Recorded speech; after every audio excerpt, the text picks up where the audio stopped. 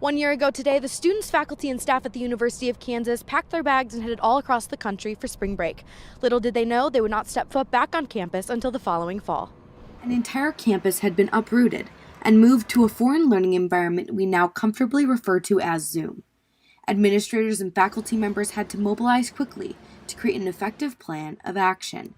Director of Student Housing Sarah Waters said that due to a number of factors, including many students needing to stay in on-campus housing as cases began to rise, she and her team kept working. Somebody had to engage with the students still that were here, right? And those are face-to-face engagements and interactions. I know there were a lot of my colleagues that were able to go and do their core jobs from home remotely, but didn't necessarily understand the stress of what I would call the essential workers. Waters said she knew without something as fundamental as housing in the midst of a pandemic, the impact would be detrimental to the community. Sanjay Mishra, who came into his role as University Governance President at the end of May, said that when the pandemic began, all that came to mind was what evacuating campus would mean for the future. Students were going to miss out.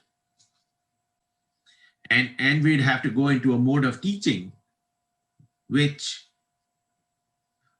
I want to say most significant majority of the faculty had not experienced. Just going online doesn't mean hit a Zoom button and you know what to do.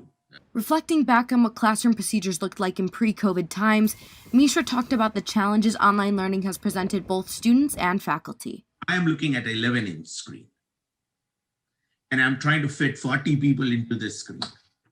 How can I have an interaction with them? Next week, I'll be checking in with KU students to see how the last year has impacted our Jayhawk family. In Lawrence, Stef Manchen for KUJH.